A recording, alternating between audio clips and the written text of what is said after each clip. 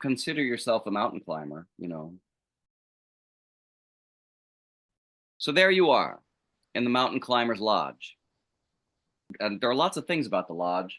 One thing is that there are people to talk to about mountain climbing, and everybody has some great stories, and some people have advice, and some people have experiences, and some people have connections. There's also a relatively comforting atmosphere. There's cocoa with the little marshmallows in the lodge, and there's, you know, a cozy fireplace and all that kind of good stuff. And the mountain is visible in a window, and it's beautiful. And as long as you remain in the lodge, you are potentially the greatest mountain climber that the world has ever seen. Then we might consider that you could walk out of the lodge all equipped. You could walk up to the mountain. One of the first things you probably notice is that the closer you get to the mountain, the bigger and more imposing it gets. When you start to climb, you'll probably find that the higher you go, the harder it is to climb.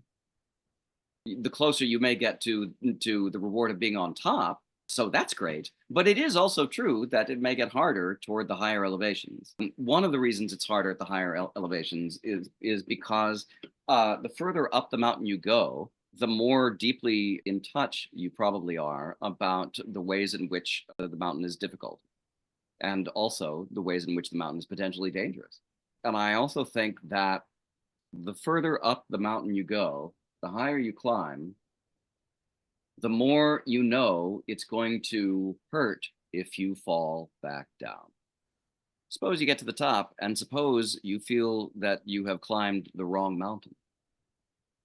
If you invest yourself fully in this particular mountain, and it turns out that that was in some way not the right choice for you, or not a best choice for you, or if there's pain involved at the top, you may, among other things, feel like you've wasted not just effort but time.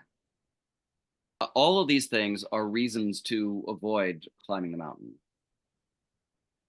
All of these are very sensible considerations. They really are. They're very, very understandable. They're very sensible. They're normal. They're totally normal considerations. And the only time any of these are a problem is if you actually want to climb mountains. Then at some point, you're going to have to put down the mug of cocoa and grab a pack and try a thing.